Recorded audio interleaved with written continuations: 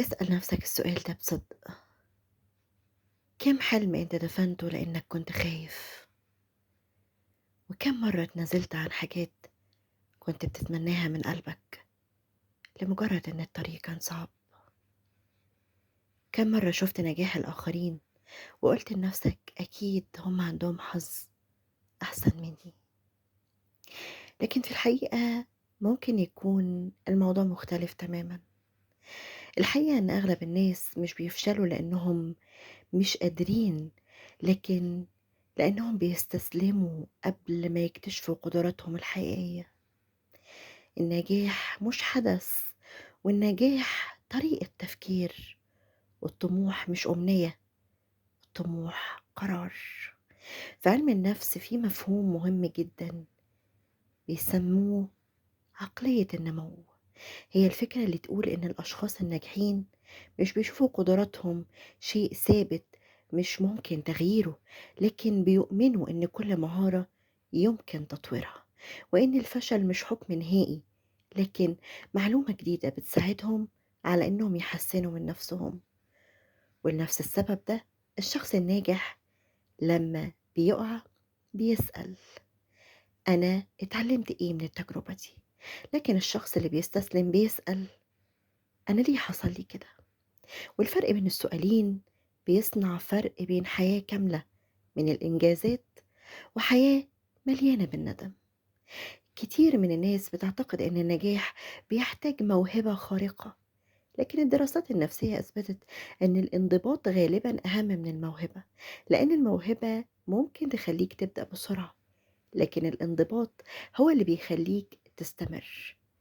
إنك تصحى في الأيام اللي ما تحسش فيها بالحماس، إنك تشتغل لما ما يكونش حد شايفك، إنك تكمل الطريق حتى لو أنت مش شايف نتيجة.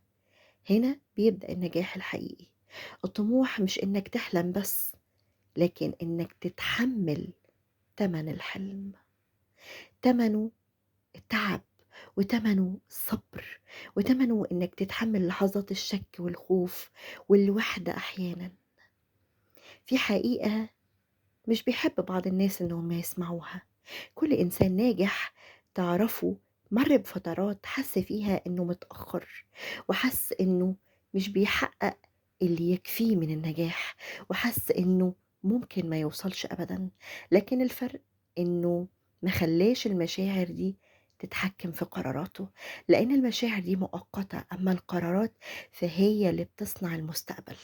من أخطر الحاجات اللي بتقتل الطموح المقارنة، إنك تبص لشخص وصل بعد عشرات السنوات من العمل وتقارن نفسك بيه وانت لسه في البداية.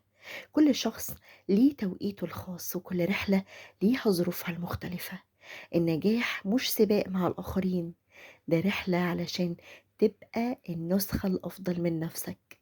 لو كنت النهاردة أفضل من امبارح فأنت بتتقدم، لو اتعلمت حاجة جديدة فأنت بتتقدم، ولو قاومت استسلامك يوم إضافي فأنت بتتقدم.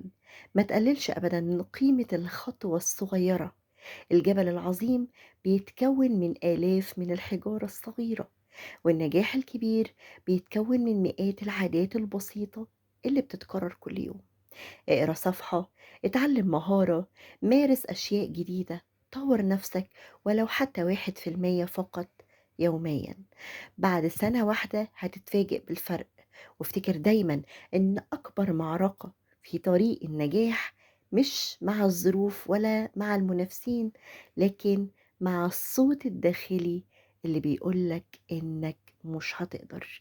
الصوت ده اللي بيفكرك بمخاوفك أكتر ما بيفكرك بإمكانياتك. أرجوك ما تصدقهوش، لأن أنت جواك قدرات أكبر بكتير مما تتخيل. في النهاية ممكن ما تقدرش تتحكم في كل الظروف، ممكن ما تقدرش تتحكم في سرعة النتائج، لكن في الآخر هتقدر تتحكم في شيء واحد، هو إنك تستمر، إنك تحاول مرة تانية، إنك تآمن بنفسك لما الكل يبقى شاكك فيك، وإنك تتمسك بحلمك حتى يصبح حقيقة. لأن الأحلام لا تتحقق للأكثر حظا بل للأكثر إصرارا. كان معاكم بودكاست أثير، مشاعر وحكايات من القلب للقلب، مش محتوى بيتسمع وخلاص، ولكن ده إحساس وبيتعيش. وإذا كان عندك حلم فابدأ النهاردة ولو بخطوة صغيرة جدا، يمكن تكون الخطوة دي هي بداية الحياة اللي بتتمناها من سنين كتير. إلى لقاء جديد وحكاية جديدة من حكايات القلب. مع السلامة.